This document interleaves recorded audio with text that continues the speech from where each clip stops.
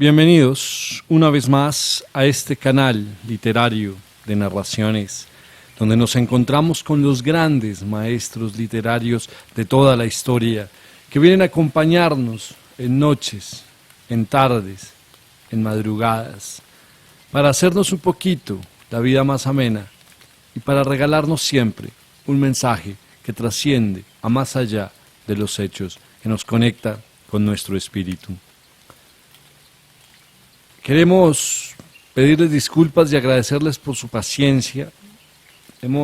Tuvimos que cancelar durante un tiempo nuestras narraciones debido a que el equipo necesario para hacerlas en la calidad que ustedes merecen, pues estaba averiado. Hemos podido en este momento solucionar el impasse y esperamos que de aquí en adelante sea continuo y los invitamos nuevamente a acercarse a nuestro canal para conocer estas nuevas narraciones y a estos grandes maestros literarios. No olviden que esto es una casa enorme, donde hay un espacio para cada uno de ustedes. Siempre nos reunimos afuera, en el patio, para sentarnos y ver las estrellas. Hoy, particularmente, está lloviendo y nos acompañará el sonido de la lluvia para este relato de los mejores cuentos literarios de la historia. Traemos a Marguerite de Yourcenar con un cuento extraordinario ubicado en el puesto número 38, La leche de la muerte.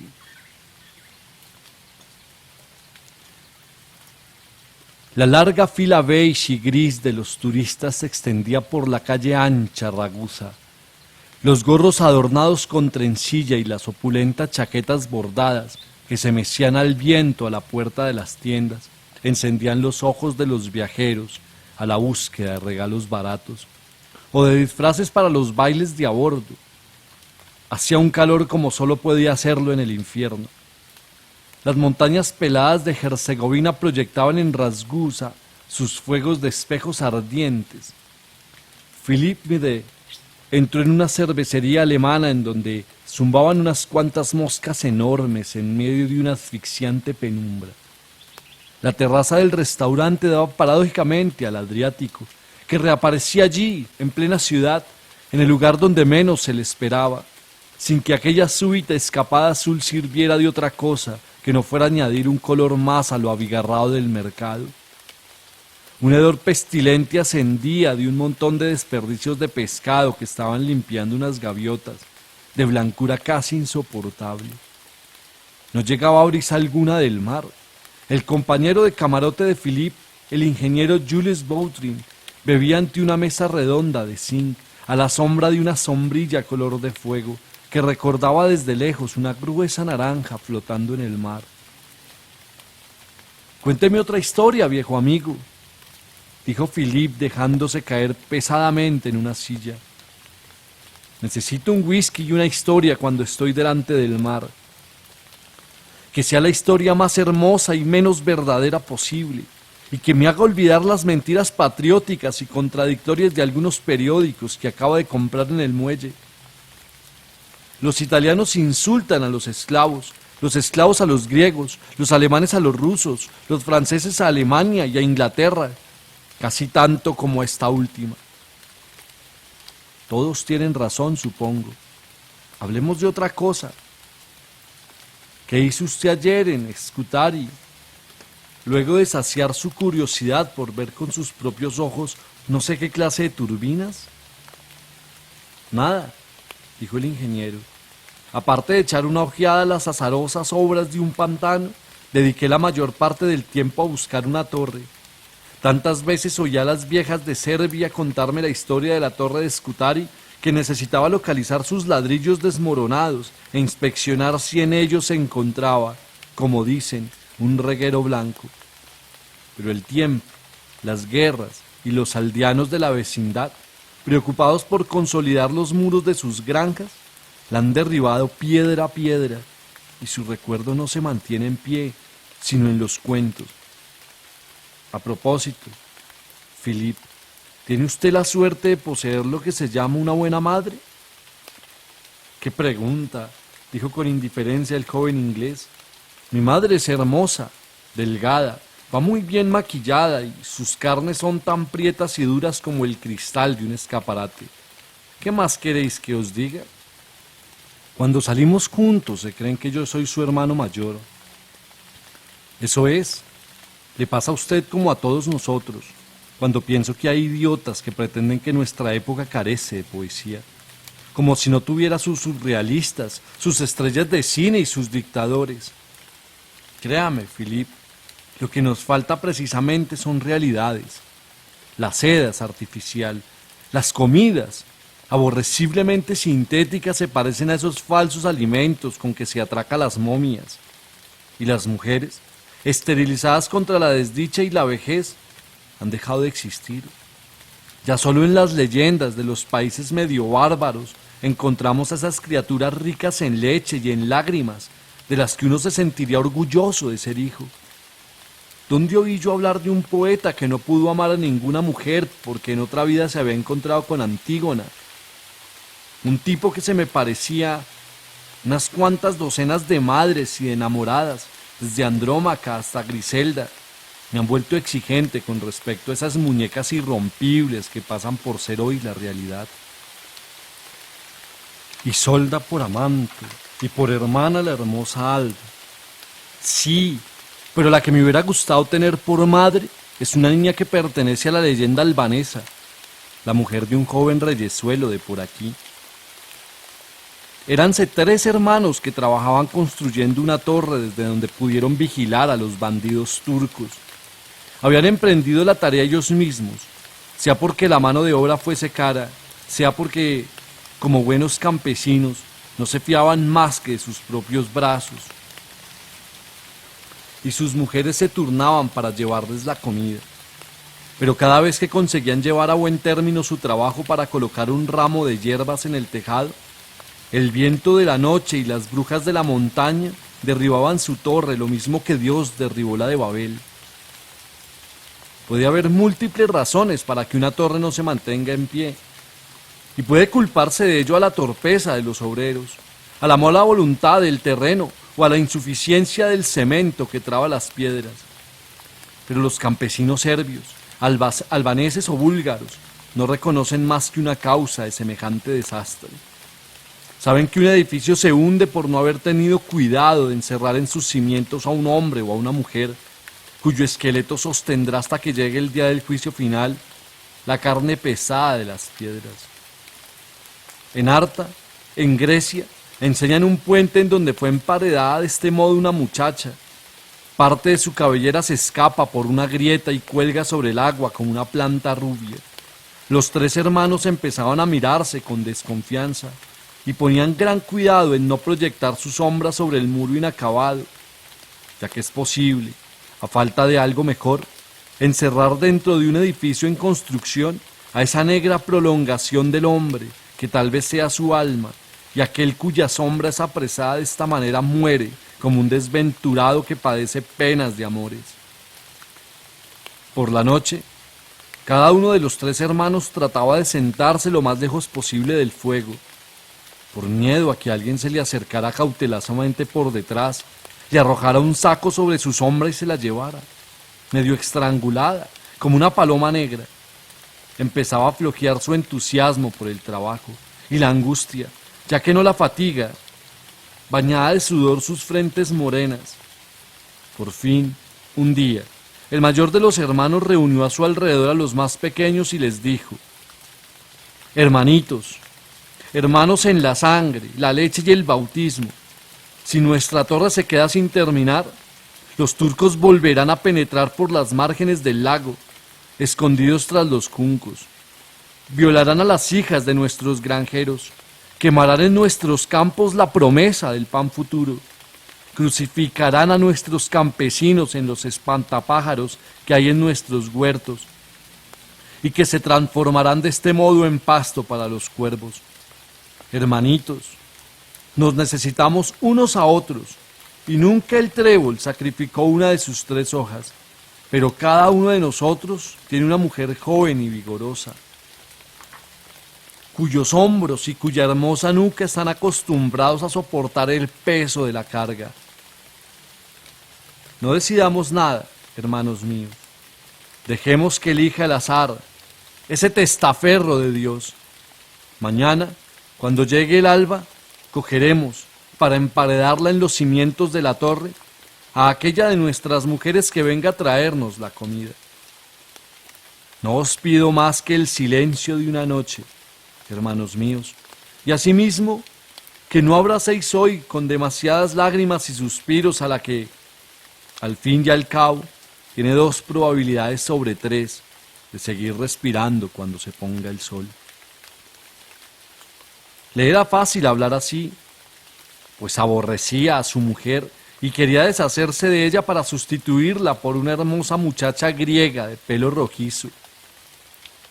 El hermano segundo no hizo ninguna objeción, ya que contaba prevenir a su mujer en cuanto regresara, y el único que protestó fue el pequeño, pues tenía por costumbre cumplir sus promesas. Enternecido por la magnanimidad de sus hermanos mayores, dispuestos a renunciar a lo que más querían en favor de la obra, acabó por dejarse convencer y prometió callar toda la noche. Regresaron al campamento a la hora del crepúsculo, cuando el fantasma de la luz moribunda ronda aún por los campos. El hermano segundo entró en su tienda de muy mal humor y ordenó con rudeza a su mujer que le ayudara a quitarse las botas. Cuando la vio agachada delante de él, le arrojó las botas a la cara y dijo: «Hace 8 días que llevo puesta la misma camisa y llegará el domingo sin que pueda ponerme ropa blanca. Maldita gandula. Mañana, en cuanto apunte el día, marcharás al lago con tu cesto de ropa y te quedarás allí hasta la noche, entre tu cepillo y tu pala. Si te alejas del lago un solo paso, morirás». Y la joven prometió temblando que dedicaría todo el día siguiente a la colada. El mayor volvió a casa muy decidido a no decirle nada a su mujer, cuyos besos le cansaban y cuya rolliza belleza había dejado de agradarle. Pero tenía una debilidad: hablaba en sueños. La opulencia matrona albanesa no durmió bien aquella noche, pues se preguntaba en qué podía haber desagradado a su señor. De repente oyó a su marido gruñir mientras tiraba de la manta hacia él: «Corazón, corazón mío, pronto serás viudo». Qué tranquilos vamos a estar, separados de esa morenota por los buenos y fuertes ladrillos de la torre. Pero el más pequeño entró en su tienda pálido y resignado, como un hombre que acabara de tropezar con la muerte en persona, con su guadaña al hombro, camino de la siega. Besó a su hijo en su cuna de mimbre y cogió tiernamente en brazos a su mujer. Durante toda la noche le oyó ella llorar contra su corazón, pero la joven era discreta y no le preguntó la causa de aquella pena tan grande, pues no quería obligarle a que le hiciese confidencias y no necesitaba saber cuáles eran sus penas para tratar de consolarlo. Al día siguiente, los 3 hermanos cogieron sus picos y sus martillos y salieron en dirección a la torre. La mujer del hermano segundo preparó su cesto de ropa y fue a arrodillarse delante de la mujer del hermano mayor. «Hermana», le dijo, «querida hermana, hoy me toca a mí ir a llevarles la comida a los hombres, pero mi marido me ha ordenado, bajo pena de muerte, que le lave sus camisas blancas y mi cesto está lleno». «Hermana, querida hermana», dijo la mujer del hermano mayor, «con mucho gusto iría yo a llevarles la comida a nuestros hombres, pero un demonio se me metió anoche en una muela. Uy, estoy que no sirvo para nada, todo lo más para gritar de dolor». Y dio una palmada, sin más preámbulos, para llamar a la mujer del hermano pequeño. «Mujer de nuestro hermano pequeño», dijo, «querida mujercita del menor de los nuestros, vete tú hoy en nuestro lugar a llevar la comida a los hombres, pues el camino es largo, nuestros pies están cansados y somos menos jóvenes y menos ligeras que tú. Ve, querida muchacha, que vamos a llenarte la cesta con un montón de cosas suculentas para que nuestros hombres te acojan con una sonrisa. A ti que serás la mensajera que vas a aplacar su hambre. Y le llenaron la cesta con peces del lago confitados en miel y pasas de Corinto, con arroz envuelto en hojas de parra, con quesos de cabra y con pastelillos de almendras saladas. La joven puso tiernamente a su hijo en brazos de sus cuñadas y se fue sola por el camino, con su fardo a la cabeza y su destino alrededor del cuello como una medalla bendita, invisible para todos, en la que Dios mismo había escrito a qué clase de muerte se hallaba destinada y cuál era el lugar que ocuparía en el cielo. Cuando los tres hombres la vieron llegar desde lejos, figurilla pequeña que aún no se distinguía, corrieron hacia ella. Los dos primeros, inquietos por saber si había tenido éxito su estratagema. El mayor se tragó una blasfemia al descubrir que no era su morenaza, y el segundo dio gracias al Señor en voz alta por haber salvado a su lavandera. Pero el pequeño se arrodilló, rodeando con sus brazos las caderas de la muchacha, y le pidió perdón gimiendo. Después se arrastró a los pies de sus hermanos y les suplicó que tuvieran piedad. Finalmente se levantó y el acero de su cuchillo brilló al sol. Un martillazo en la nuca lo arrojó, aún palpitante, a orillas del camino.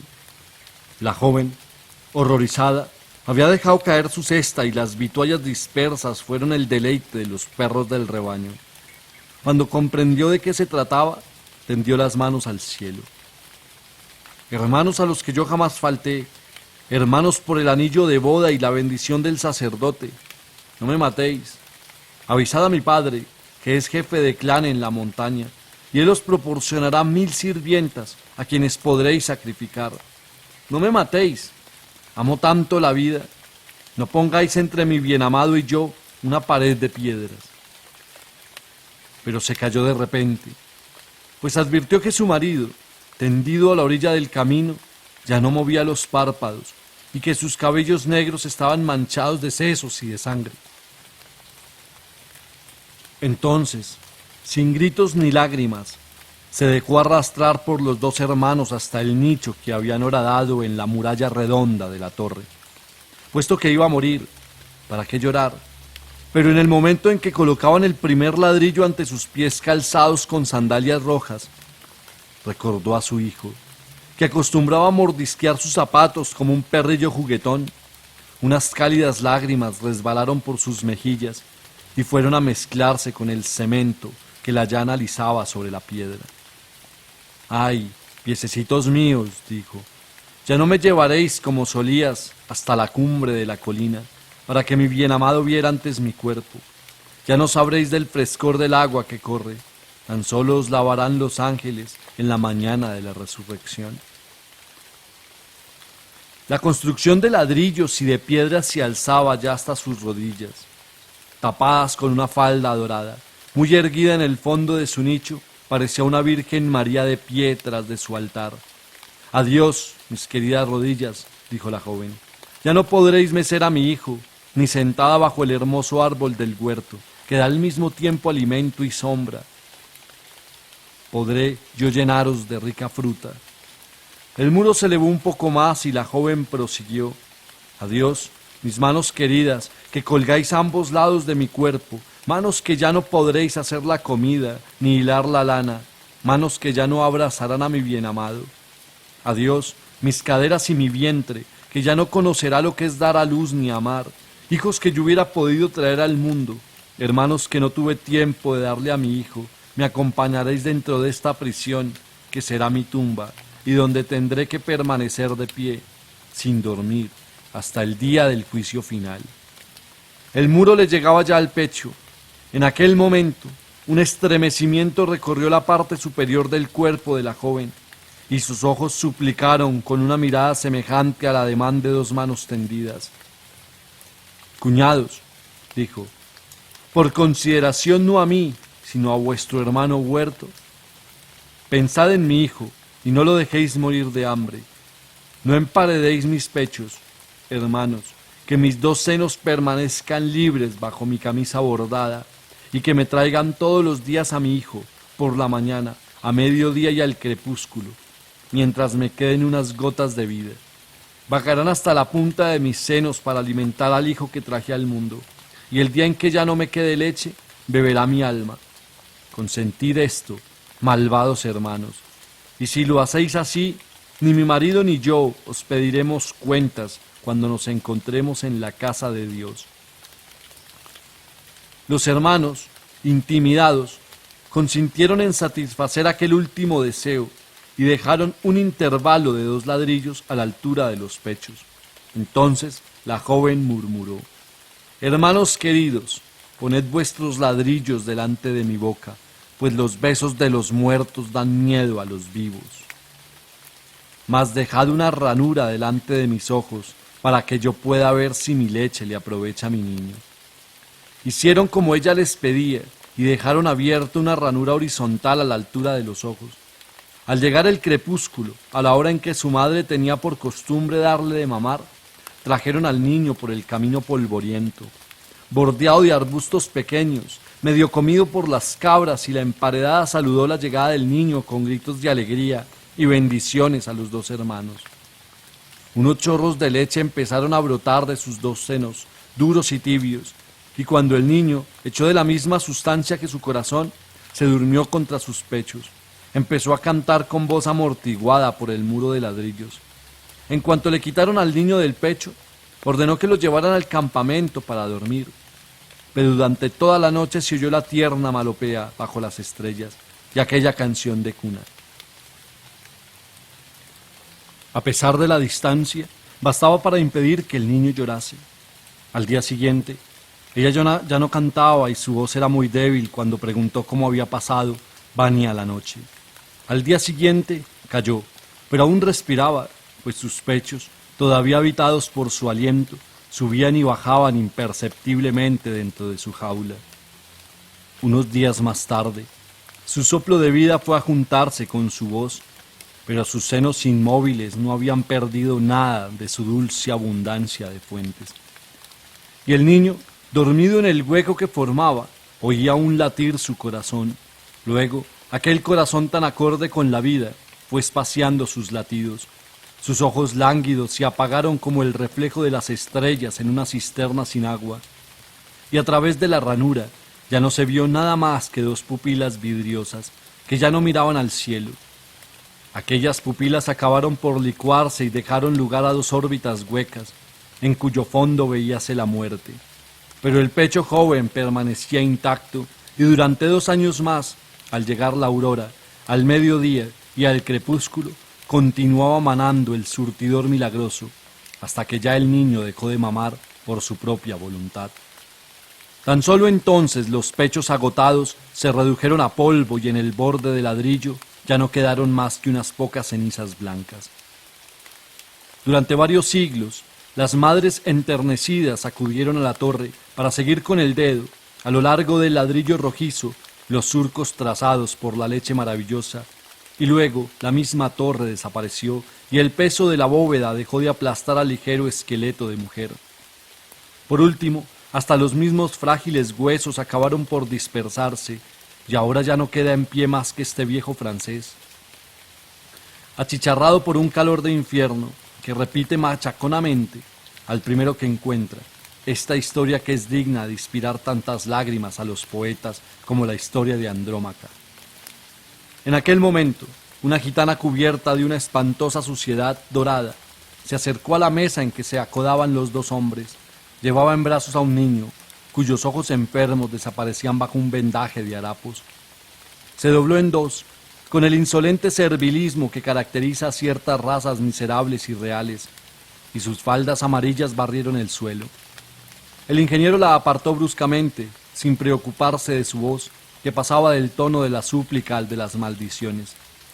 El inglés la llamó para darle un denario de limosna. «¿Qué es lo que le pasa a usted, viejo soñador?», dijo con impaciencia. «Los senos y los collares de esta mujer valen tanto como los de su heroína albanesa, y el niño que la acompaña es ciego». «Conozco a esa mujer», respondió Jules Vautrin. «Un médico de Ragusa me relató su historia». Hace unos meses que viene colocando en los ojos de su hijo unos asquerosos emplastes que le inflaman la vista y provocan la compasión de los transeúntes. El niño todavía ve, pero pronto será lo que ella desea, un ciego. Entonces esta mujer tendrá asegurado su peculio para toda la vida, pues cuidar de un impedido es una profesión lucrativa. Hay madres y madres. Gracias por acompañarnos en esta nueva emisión, en este nuevo relato. Bienvenidos a su casa, Words and Books, grupo editorial. Un abrazo enorme